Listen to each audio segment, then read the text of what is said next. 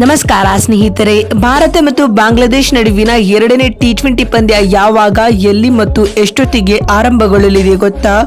ಹೀಗೆ ಇದರೆಲ್ಲದರ ಬಗ್ಗೆ ಇವತ್ತಿನ ಈ ಒಂದು ವಿಡಿಯೋದಲ್ಲಿ ತಿಳಿಸ್ಕೊಡ್ತಾ ಹೋಗ್ತೀನಿ. ಆದ್ದರಿಂದ ದಯವಿಟ್ಟು ಈ ವಿಡಿಯೋವನ್ನ ಕೊನೆವರೆಗೂ ನೋಡಿ. ಆದರೆ ಅದಕ್ಕಿಂತಲೂ ಮುನ್ನ ನೀವು ಕೂಡ ಟೀಮ್ ಇಂಡಿಯಾದ ಅಪ್ಪಟ ಅಭಿಮಾನಿಗಳಾಗಿ ಈ ವಿಡಿಯೋವನ್ನು ನೋಡುತ್ತಿದ್ದರೆ ತಪ್ಪದೆ ಈ ಕೂಡಲೇ ಈ ವಿಡಿಯೋಗೊಂದು ಲೈಕ್ ಮಾಡಿ. ಹೌದು ಸ್ನೇಹಿತರೆ, ಬಾಂಗ್ಲಾ ವಿರುದ್ಧದ 2 ಪಂದ್ಯಗಳ ಟೆಸ್ಟ್ ಸರಣಿಯನ್ನ 2-0 ಅಂತರದಿಂದ ಗೆದ್ದು ಬಿಗಿದ್ದ ಟೀಂ ಇಂಡಿಯಾ ಇದೀಗ ಟಿ20 ಸರಣಿಯಲ್ಲಿಯೂ ಕೂಡ ಗೆಲುವಿನ ಶುಭಾರಂಭ ಮಾಡಿದೆ ಸ್ನೇಹಿತರೆ.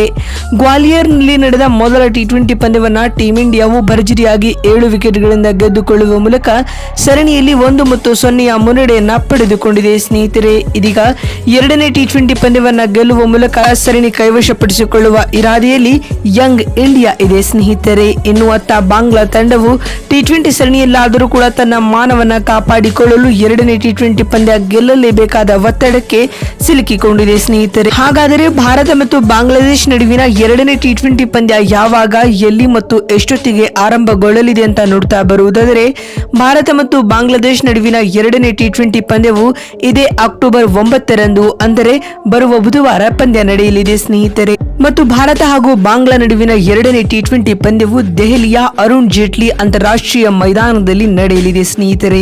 ಮತ್ತು ಈ ಪಂದ್ಯವು ಭಾರತೀಯ ಕಾಲಮಾನದ ಪ್ರಕಾರ ಸಂಜೆ 7:30ಕ್ಕೆ ಆರಂಭಗೊಳ್ಳಲಿದೆ. ಅದಕ್ಕೂ ಮುನ್ನ 7 ಗಂಟೆಗೆ ಪಂದ್ಯದ ಟಾಸ್ ಪ್ರಕ್ರಿಯೆಯು ಜರುಗಲಿದೆ ಸ್ನೇಹಿತರೆ.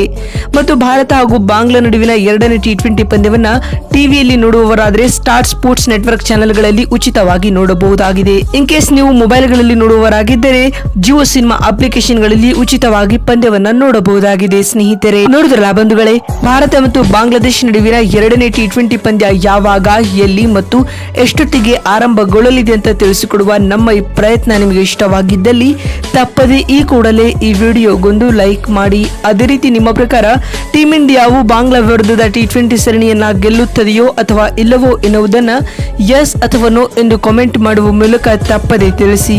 ಯಾಕಂದ್ರೆ ನಿಮ್ಮ ಒಂದೊಂದು ಕಾಮೆಂಟ್, ಒಂದೊಂದು ಲೈಕ್ ಕೂಡ ಬಹಳ ಬಹಳ ಮುಖ್ಯ. ವಿಡಿಯೋವನ್ನ ಇಲ್ಲಿವರೆಗೂ ನೋಡಿದ್ದಕ್ಕಾಗಿ ಧನ್ಯವಾದಗಳು. ಮತ್ತೊಂದು ವಿಡಿಯೋದಲ್ಲಿ ಸಿಗ್ತೀನಿ. ಅಲ್ಲಿವರೆಗೂ ನಮಸ್ಕಾರ.